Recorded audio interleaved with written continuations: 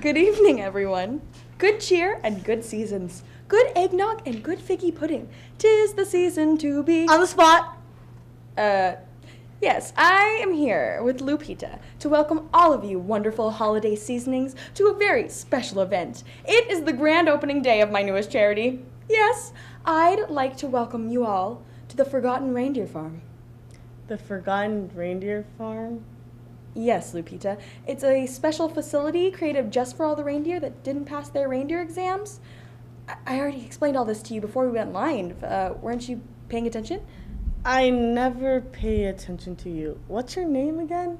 Well, my name is Lauren, but your boyfriend calls me Sweet Juicy Booty. Anywho, the name of the game is Reindeer Rehab.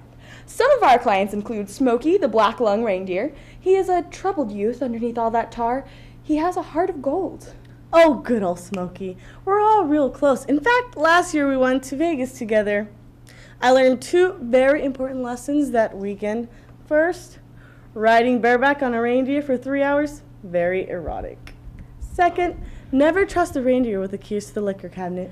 Oh, Lupita! Do you know how hard it was for our therapist to work to get him through that relapse? We had to withhold the carrots for like 2 days. That biatch had it coming anyways. He hasn't even called me. Anyway, some of our other notable clients include Pervy, the pervert reindeer, Cracky, the drug-riddled, Stinky, the rotting reindeer, and Blitzen after he crashed into that tree. He really hasn't been the same since. You didn't even include my favorite, Red Balls, the chafing reindeer. Oh, we don't talk about Red Balls anymore. After his incident with the wooden spoons, the Tic Tacs, and an electric shaver, he is no longer welcome at the Forgotten Reindeer Farm. Oh, that's so funny. I brought him today into the studio. Hold up now. What did you do? He's here now. Red Balls, over here. You know what? I don't need you, Lauren. I don't need you or Santa. I should have been at the front of that sleigh, not Rudolph. Everybody knows he kisses Santa's jolly red. Watch your mouth, Red Balls. I'm looking at more than that. I'm watching Lupita. I heard about your trip to Vegas. I'm pretty good at playing the slots, too. Get out of here. Red Balls, you get out of here. Hey, one more thing. I could have been somebody. I could have been a contender. I go too, just like Rudolph. The action just happens below the belt. Okay, this reunion is coming to an end right now. We have a great show for you tonight. Happy holidays!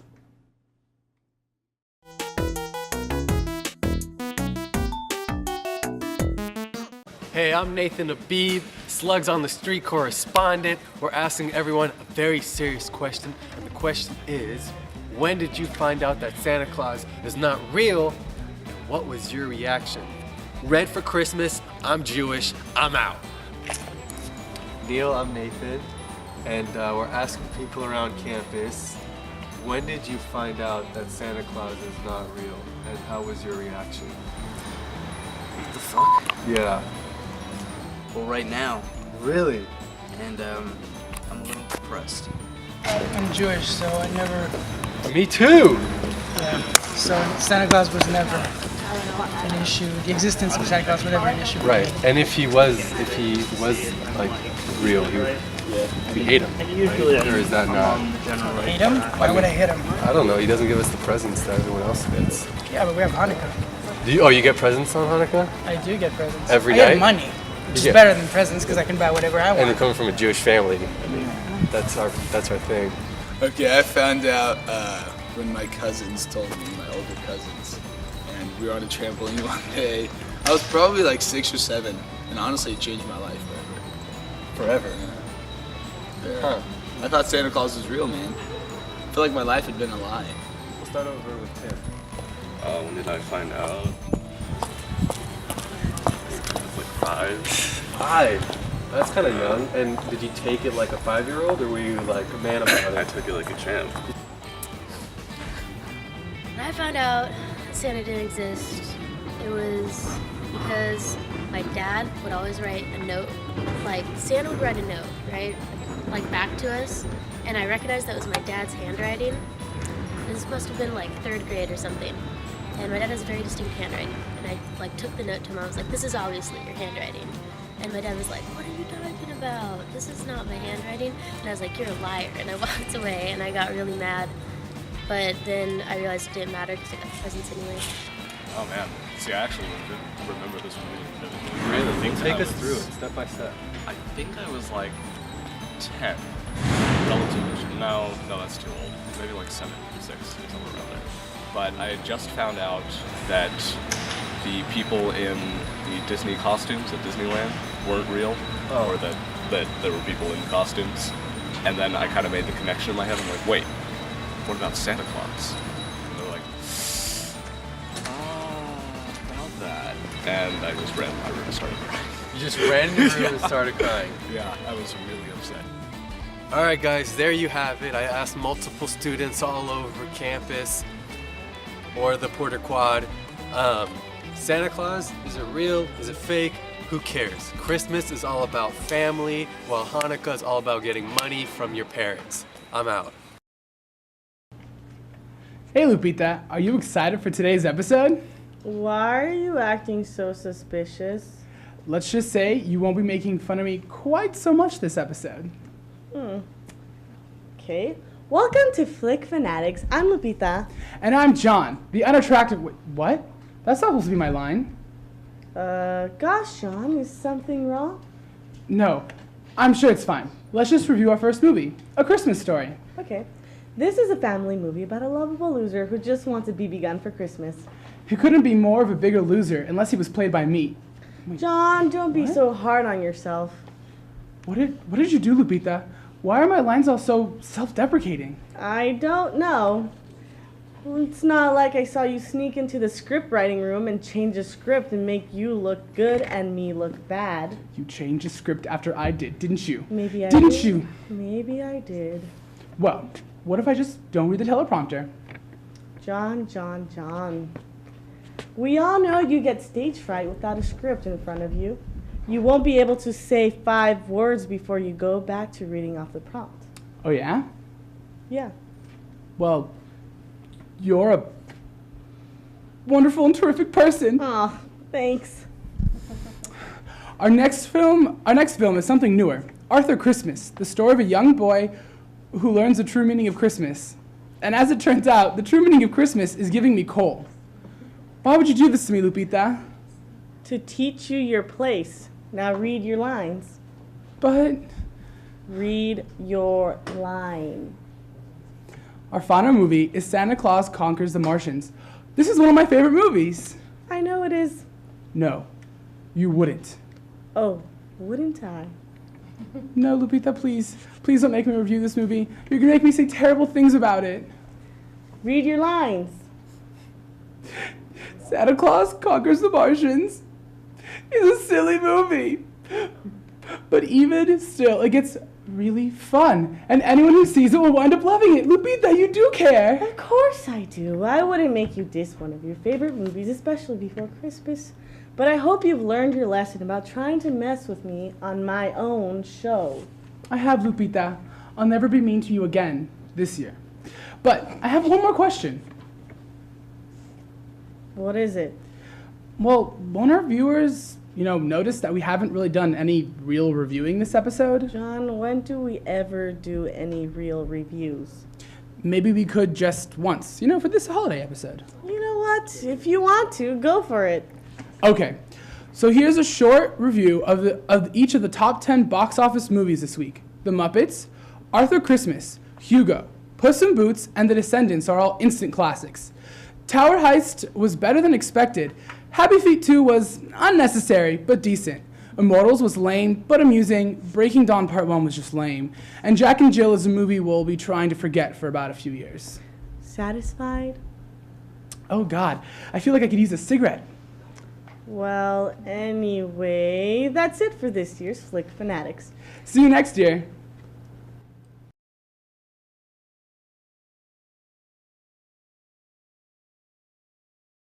Hey guys, I'm Aaron here with Campus Tonight up at the Merrill Cultural Center for the Republican Christmas Party. Let's take a look.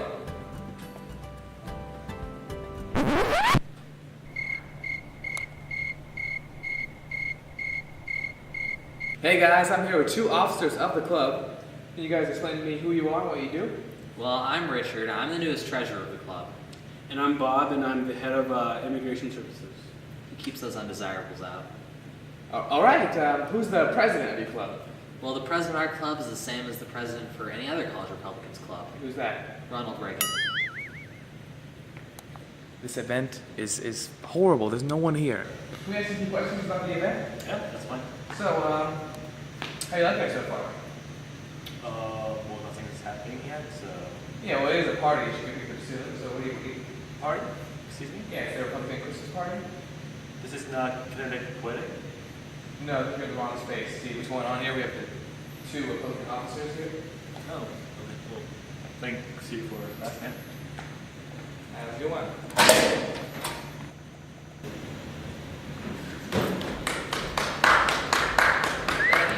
You're too kind. Especially you there, guys.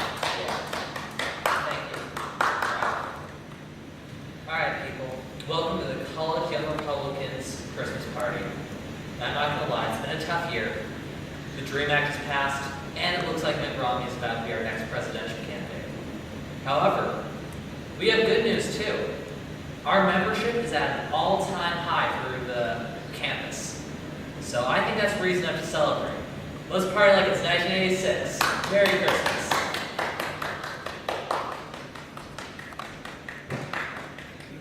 Officer of Immigration. So how's the club so far? I love it. I mean, I love my involvement here. It's great. So what do you do exactly? I'm also, besides being the Immigration officer? Yes, I'm also the secretary. I'm the secretary of vice president. I'm also the secretary of treasurer. I'm in charge of publicity. How's the party going? I'd say it's going pretty well. We've got a record turnout. Richard, there's only one person here when he left. No, you missed count. There were 3 people here. Now there's 2, but it's still more than we've had in the past. So you're counting yourself and the immigration officer too? Yeah. I organize our meetings, I organize our conventions. I'm part of the Rifle Association here on campus. How's your year going so far? Well, you know, we've had our rough patches, but we've had some up spots too. Like what? Well, for instance, the Herman Cain campaign actually donated a sizable amount of money to our organization to prevent us from going into bankruptcy. Without that money, we'd probably be dead and gone within a month. Wouldn't that be horrible? I mean, I'm sorry. So what do you guys do on campus exactly? We try to recruit female membership to join our club. Why only female? Well, it's part of the rules for getting the Herman Cain campaign donation. I'm also the water boy for our football team, the water boy for our baseball team, and I'm actually the ball for our terrible team. No one came to this event, alright? It was horrible. I quit. No, I'm done. I'm get it. What are like some of these things?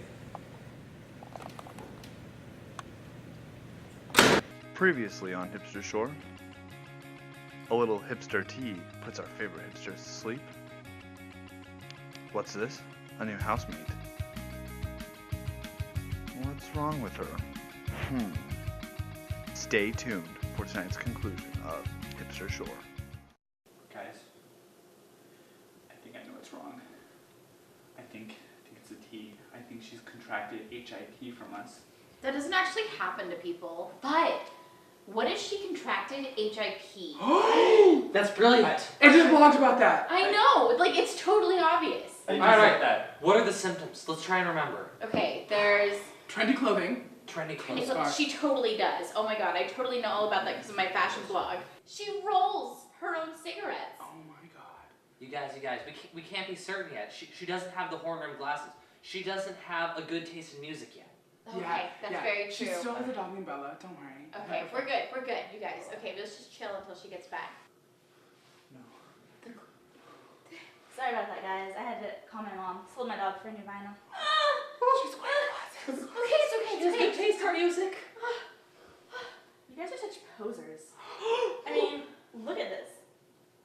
These don't even have lenses. You guys should be ashamed to call yourself tipsters. No. That's not even a scarf. What is this, a tablecloth?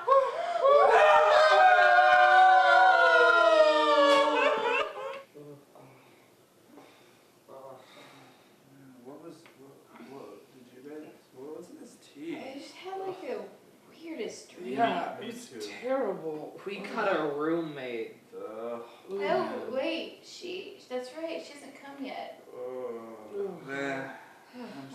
sure she won't be that bad. Yeah, she won't. She can't be that bad. No. No. Oh no. No. It's her. Oh God, we're gonna lose our identities. Hello. We here at On the Spot would like to take a moment to recognize major holidays other than Christmas. We feel it is our duty to accurately show these holidays and give you an idea of how they are celebrated. Today, I will tell you about Kwanzaa. And I will talk to you about Hanukkah. It's Hanukkah, Audrey. Hanukkah. Oh, that's like holiday Adam Sandler sings about? That song totally makes sense now. Anyway, Kwanzaa was invented in 1966 by Maulana Karenga to be specifically African-American holiday. He felt that Africans in America needed an alternative to Caucasian holidays, such as Christmas. And Hanukkah was invented when Stevenson students became fed up with the Student Services building and trashed it. Thus Han for the building, and Akka as a sign of disgust. Hadri, it was not a student protest. Hanukkah is a Jewish holiday with centuries of tradition. Jewish? Well, I said Stevenson, that's close enough. Audrey, I'm beginning to think that, dare I say it, you didn't do any research. I did plenty of research. How else would I know that those candles menorahs and those wooden tops dreidels once battled each other to decide how Palestine would be divided by the UN partition of 1447? Are you kidding? Because none of those things are real. Except for, the UN partition, but that happened in 1947. Well, at least I didn't get all my information off of Wikipedia.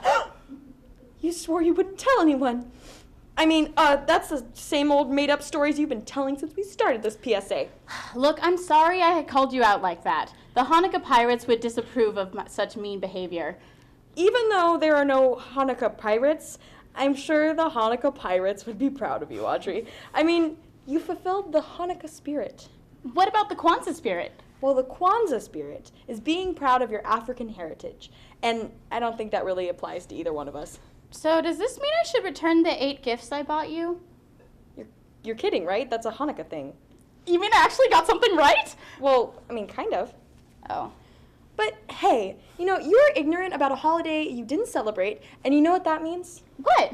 You just celebrated the ultimate American holiday tradition. Not caring about other people. Yay! Happy holidays from OTS!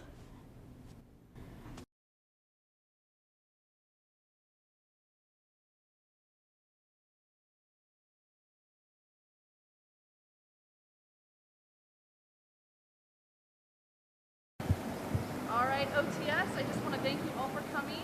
Let's make today the biggest flash mob of the world!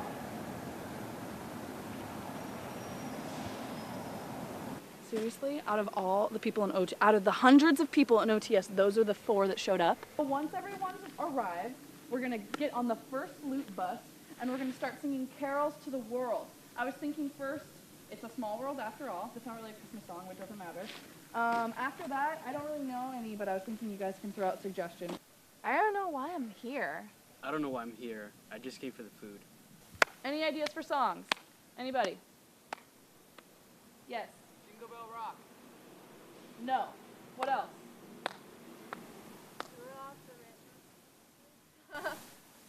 Okay, I'll put that in my brain. Yes. I'm dreaming of a white Christmas. That's not really a song, but okay. Cindy, do you have anything? It's a small world. I already said that, and yes, of course we will be doing it. Great minds, great minds. You know, I grew up in Alaska, and it always snows there, so I went Christmas caroling pretty much every day. And it was just a whole lot of fun. I don't really know anyone here or how I heard about this, but I just saw them walking. She was wearing red, and I assumed it was Christmas. Walked in there and started singing, and I think she hates me, but I'm having a good time, so it doesn't matter. Are we gonna start soon? Ugh, these people just will not work with me. I need to motivate them some other way. Yes, Mr. Producer. Yeah. Okay. Great. Thank you. All right. right, guys. I just talked to the head of the studios, and it looks like you get a car, and you get a car, and you get a car, and you know. These other busgoers have no idea what's in store for them. We are gonna do such a great flash mob. We are gonna flash them so hard. God, we're gonna flash them. And we're all gonna sing Jingle Bell Rock, but the good Jingle Bell Rock? Yeah, did you want to? No, that's fine. We're gonna do Jingle. So I don't know. I just don't know. Who's Steve? Who's Tony? I'm Tony. Oh, whatever. You guys, we need to pay attention to the lessons.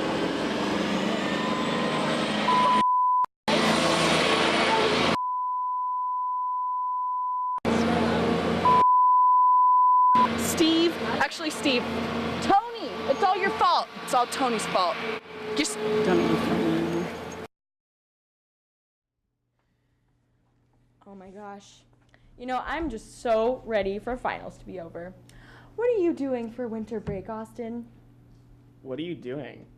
Well, first, I'm gonna burn all my books, and then I'm gonna scatter their ashes across the Adriatic Sea. No, I mean, right now, what are you doing? When did we start pretending to be nice to each other? What? We've always been nice to each other. No. Last show, you said I wasn't invited to the royal wedding. Sticks and stones may break my bones, but your words always hurt me. Okay, look, I'm sorry. I just figured you could be my friend because I realized everyone on this show kind of has a beef with everyone else, you know. Unless they're a hot vegan. None of us are vegan. Ugh, I know. Ugh, look, can't a girl just ask a guy about his winter holiday? Well, I don't really know what I'm doing, but as soon as my last class is over, I'm bouncing like a salt shaker until I'm out of this town. That doesn't make sense. Salt shakers don't even bounce. You've apparently never been to my house. What? What? Well, okay. Do you have any other plans that don't involve sodium? I'm probably just gonna work at the potato chip farm again. Okay, so just lots of sodium in general for you. Lauren, you're doing a lot of hating for someone who doesn't want to have a steak with me. A beef? I don't want a beef with you. Steak, beef, they both come from pigs. Austin, I'm sensing that you might need this mental break more than any of us. Yeah, I've been working really hard lately. But Uncle Barney says potatoes don't peel themselves, so needless to say, I've been busy. I was talking about finals. Well, those are hard too, but nothing compares to those potatoes. Damn you, Barney. Damn you. It's okay, buddy. Someday you'll be a big movie star, and Uncle Barney will be eating out of your palm. Probably not. My palms are almost completely severed because of all that peeling. Okay, I really just want to stop talking about potatoes, okay? Fine. What are you doing for winter break, besides cutting yourself over the Red Sea or whatever? Scattering my ashes over the Adriatic. I said, or whatever. Oh, I don't know. I plan to have a nice Xmas with the fam. Yawn. Excuse me? What about all that information you just spouted about celebrating other cultures? Well, yeah, that's great, but my personal culture just celebrates Christmas. Doesn't yours? Well, my parents do, but I'm also from Stevenson, and that makes me want to celebrate Hanukkah. And I think I got a little Kwanzaa fever this year, too. Bottom line, I don't discriminate. I don't either. Mm-hmm. Come on, Austin. Can't we just wrap up our holiday outro with a little friendly cheer? Only if you spiked the cooler with eggnog. Let's just face it, we're not meant to be friends, like Bruno and Mars. Okay, you really need to take a break. Bruno and Mars are not only not enemies, they are one person. And I'm only one person too, so don't expect so much from me. I can't accept your friendship. But I will wish you a happy holiday for the sake of our show. For the sake of our show. Happy holidays, y'all!